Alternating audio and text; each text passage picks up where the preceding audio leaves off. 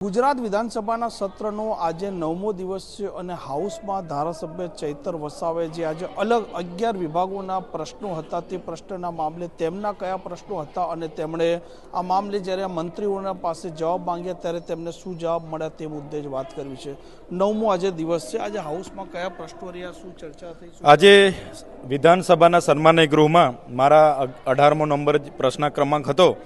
એમાં પાડલિયામાં જે ત્યાંના આદિવાસી લોકો સાથે જે પોલીસ અને વન વિભાગ ત્યાં જે ડિમોલેશન કરવા માટે ગયા અને જે ઘર્ષણ થયું, તો મેં એમને પૂછ્યું હતું કે વનીકરણની પ્રક્રિયાને લઈને પોલીસ અને જે ઘર્ષણ થયું એમાં કેટલા કર્મચારીઓ અને વાહનોને ગૃહ વિભાગ દ્વારા ફાળવણી કરવામાં આવી હતી। તો એમના ગૃહ વિભાગ દ્વારા જણાવવામાં આવ્યું કે 2 સરકારી વાહનોની ફાળવણી કરી હતી અને 30 પોલીસ અધિકારીઓ ફાળવણી કરી હતી। એમાં કેટલા લોકો ઈજા હતા? તો કે 17 લોકો પોલીસવાળા ઈજા હતા। એમાં ટીયર ગેસ કેટલા છોડવામાં આવ્યા? તો એમનો જવાબ આપ્યો છે કે 14 જેટલા ટીયર ગેસના સેલ છોડવામાં આવ્યા। હવે પાડલિયા એ તો સેન્ચ્યુરી એરિયામાં ગામ આવે છે, ત્યાં વાઇલ્ડ લાઈફ એક્ટ પણ લાગુ છે, ત્યાં તમે આ રીતના ટીયર ગેસ છોડો એ વાઇલ્ડ લાઈફ એક્ટનો ભંગ છે। અને બીજું કે ત્યાં તો એવી કેવી સરકારી પ્રોપર્ટીને નુકસાન થવાનું હતું કે તમે લાઠીચાર્જ કર્યો અને ત્યાંની માહિતી મુજબ 50 રાઉન્ડ ફાયરિંગ પણ ત્યાં થયું હતું, એવા ગામ લોકોના કહેવા મુજબ। તો એવું તો શું જરૂર પડી કે ત્યાં આવું થયું? એટલા માટે જ અફરાતફરી મચી હશે અને પાડલિયા અને પોલીસ, પાડલિયા ગામના લોકો અને પોલીસ વચ્ચે ઘર્ષણ થયું હશે અને પછી એમાં લોકો ઇજાગ્રસ્ત થયા હશે, એ પ્રકારની હતી। આજે બીજો એક ખાસ મહત્વનો પ્રશ્ન મારો હતો કે જે પ્રકારે આદિજાતિનું બજેટ ફળવાય છે, ગત વર્ષે 5120 કરોડ રૂપિયા ફાળવ્યા હતા, એમાંથી 2410 કરોડ રૂપિયા જ આપણે ત્યાં વાપર્યા હતા। તો એમાં પણ નર્મદા જિલ્લાને 92 કરોડ રૂપિયા 92,63,49,000 રૂપિયા એમણે ફાળવ્યા ગુજરાત પેટર્ન અંતર્ગત। તો ગુજરાત પેટર્નની કમિટીમાં ડેડિયાપાડા શાકબારાની તાલુકા કક્ષાની મિટિંગમાં પણ હું હતો, જિલ્લાની મિટિંગોમાં પણ હતો અને અમે અમારા જિલ્લામાં ખેડૂતોને સિંચાઈના બોર, આંગણવાડીના મકાનો, શાળાના મકાનો, રોડ રસ્તાના કામો અને કુપોષણ નિવારણના કામો અને એ પ્રકારના કામો અમે મૂક્યા હતા જે ત્યાંના લોકોની માંગણી હતી। ત્યાંના ગામ સભાના ઠરાવો મુજબ, તાલુકા જિલ્લાના સભ્યના માંગણી મુજબ અમે એ આયોજન મૂક્યું હતું। પણ પ્રભારી મંત્રી જે તે વખતે જે ભીખુસિંહ પરમાર હતા, એમણે સમગ્ર આયોજન ચૂંટાયેલા પ્રતિનિધિઓનું સાઇડ પર રાખીને, ત્યાંના જિલ્લા પ્રમુખ ભાજપાનાને સાથે રાખીને નવસારી, સુરત અને અમદાવાદની એજન્સીઓ, NGOના કહેવા પ્રમાણેના તમામ કામો એમણે બારોબાર મંજૂર કરી દીધા છે। આ કૌભાંડનું ખૂબ મોટું દાખલો છે। આપણે વિચારીએ છીએ કે આઝાદીના 78 વર્ષ પછી કેમ આદિવાસીઓનો વિકાસ નથી થતો, કેમ કુપોષણથી પીડાય છે, કેમ સિકલ સેલથી પીડાય છે, કેમ આંગણવાડીઓ નહીં હશે, કેમ શાળાઓ નહીં હશે।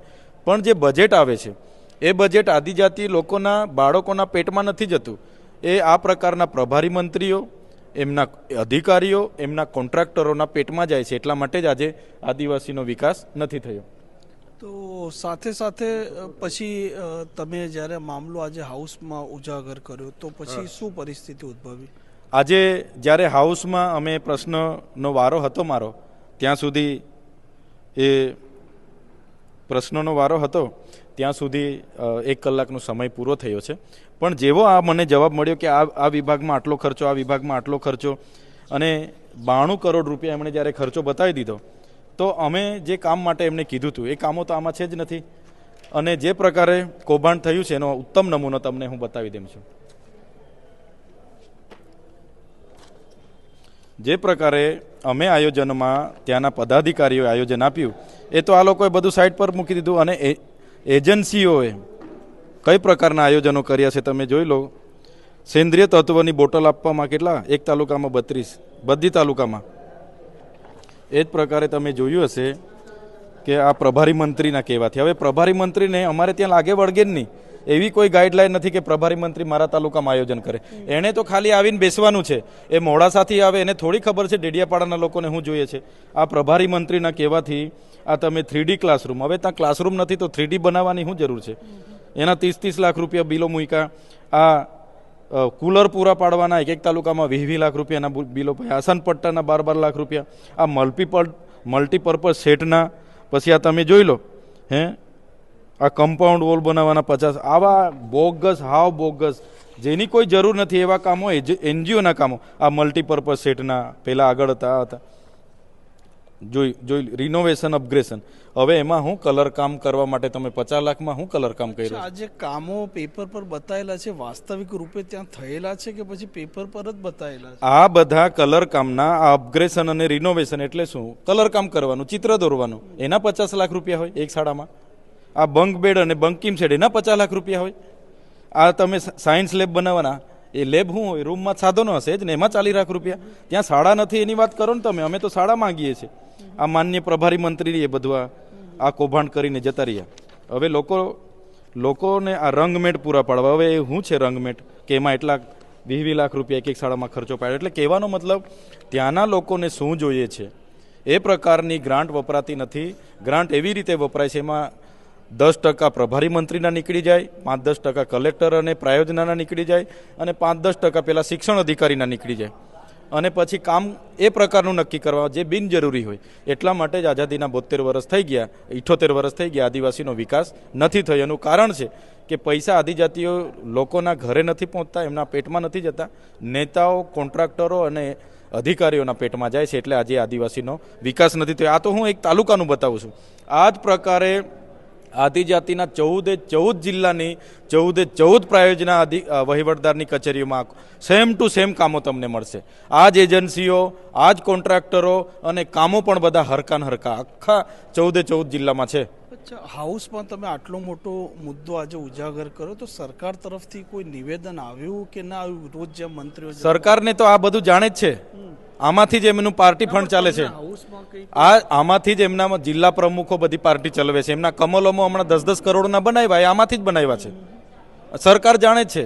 પણ આના માટે અમે જનતાને જાગૃત કરીશું. જરૂર લાગશે તો સડક પર ઉતરીશું, સમય આવશે તો વિધાનસભામાં પણ આવીશું. કેમ કે જે જનતા માટે ગ્રાન્ટ બને છે એમાં 50% ગ્રાન્ટ વપરાતી નથી, અને થોડી ઘણી ગ્રાન્ટ આવે છે એમાં બી આ પ્રભારી મંત્રીઓ, અધિકારીઓ અને એનજીઓ વાળા આ પ્રકારનો ગ્રાન્ટ ખાઈ જાય તો કઈ રીતના ચલાવીએ અમે? એટલે એના માટે અમે લડીશું. અચ્છા, આદિજાતિ જિલ્લામાં ધારાસભ્યો પણ આદિવાસી સમાજથી જ હોય છે, તો એ લોકો આ મામલે તમારા સાથે કોઈ ચર્ચા કરે? હવે એ ધારાસભ્યને ખબર પડે છે કે નથી એ તો ભગવાન જાણે. આ તો મને આજે વિધાનસભાના ગૃહમાં જવાબ આપ્યો એટલે તાત્કાલિક આ બુક કઢાવી અને ચેક કર્યું. મેં મૂળમાં ગયો કે પૈસા કાં વાપર્યા, તો આ બધો હિસાબ મળ્યો 20-50 લાખ રૂપિયાના કલર કામના. એના પરથી તમે વિચાર કરો કે તમે ને અમે વિચારતા હતા કે ભાઈ આદિવાસીનો વિકાસ કેમ નથી થતો. આ જ પ્રકારના બોગસ કામો કૌભાંડ કરવાવાળા લોકો મૂકે છે, એની તપાસ ગુજરાત સરકાર કરે. એ અધિકારીઓ પર પણ, એ એનજીઓ પર પણ, અને એવા મંત્રીઓ પણ કાર્યવાહી કરે એવી અમારી માંગ છે. અન્ય કોઈ આજે હાઉસમાં કોઈ પ્રશ્ન હોય કે એવો કોઈ મામલો હોય? અન્ય તો પાડલિયાની ઘટનાનો મારો પ્રશ્ન હતો કે ભાઈ કેટલા લોકોને સનત આપી છે, તો સનત હજુ કોઈને આપી નથી, અને કેટલા લોકોને ટીયર ગેસના સેલ છોડ્યા. એમણે જવાબ આપ્યો છે 14 ટીયર ગેસના સેલ છોડ્યા હતા અને 17 જેટલા પોલીસ અધિકારીઓ, અને એમાં FIR થઈ, એમાં 3 જણને લોકો એરેસ્ટ કર્યા છે, એવું આજે આપણને આમાં ખ્યાલ આવે છે. જી, તો જે પ્રકારે વિધાનસભાના સત્રનો આજે 9મો દિવસ છે, અને 9મા દિવસે ધારાસભ્ય ચૈતર વસાવાએ આજે હાઉસમાં એક મોટો ભ્રષ્ટાચાર હોય તે રીતનો એક મામલો ઉજાગર કર્યો છે. અને તેમનું કહેવું છે કે પ્રભારી મંત્રીઓ હોય અને અધિકારીઓ હોય તે લોકો એકઠા થાય છે અને આદિવાસી સમાજના લોકોના વિકાસ માટે જે ગ્રાન્ટની ફાળવણી આદિજાતિ વિભાગમાં થતી હોય છે તે પૂરતી વપરાતી નથી. આ લોકો કૌભાંડ કરી જાય છે, અને જે કારણસર આદિવાસી લોકોનો વિકાસ પણ નથી થતો. નવજીવન ન્યૂઝ સાથે જોડાયેલા રહેજો. તોફિક ગાંચી, ગાંધીનગર.